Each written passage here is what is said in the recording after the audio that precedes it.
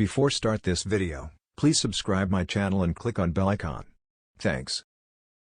Now, a new Cornell University-led study measures methane and carbon dioxide emissions from 30 small lakes and ponds, 1 acre or less, in temperate areas of Europe and North America, revealing that the smallest and shallowest bodies of water exhibit the greatest variability over time.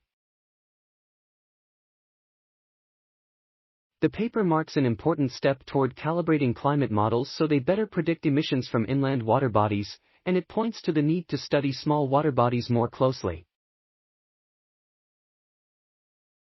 This study helps understand both the drivers of greenhouse gas concentrations, and importantly, what makes some ponds more variable in their concentrations, said Meredith Holgerson, assistant professor of ecology and evolutionary biology and senior author of the study, published in the journal Lee. The paper points to patterns across a broad geographic range, such that we can actually get in and predict which water bodies are going to vary and will be most variable, and it confirms that we need to go out and sample frequently, said Nicholas Ray, a postdoctoral researcher in Holgerson's Lab A. Holgerson and colleagues have previously estimated that shallow lakes and ponds may contribute 5% of the global methane emissions to the atmosphere.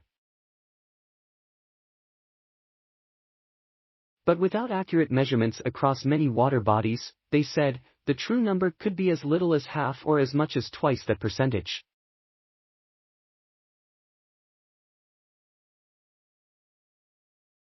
While some small lakes and ponds emit greenhouse gases in consistent, predictable amounts, others are highly variable.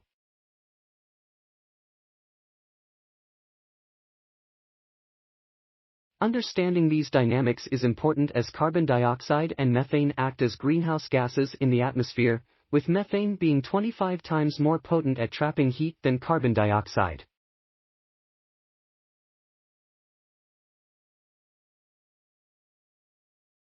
Each body of water analyzed was sampled over the 2018 and 2019 summers at 3 times in 3 locations, including the deepest point and then 2 locations on opposite ends, but not too close to the shore.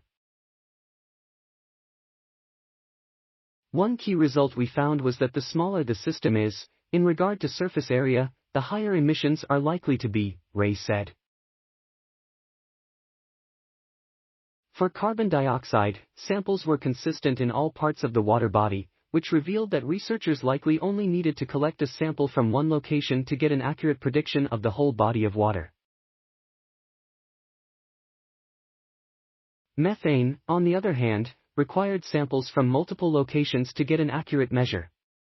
Also, for methane, shallower systems were more variable, suggesting stratification of the water column in deeper water may prevent gases from rising to the surface.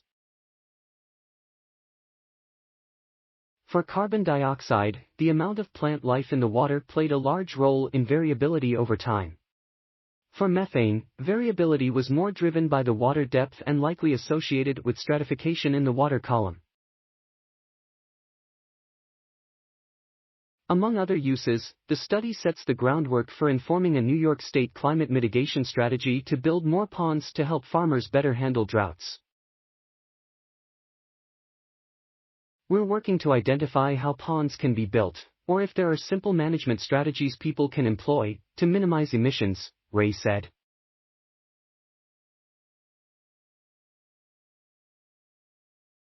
Thanks for watching. Please subscribe my channel for more videos.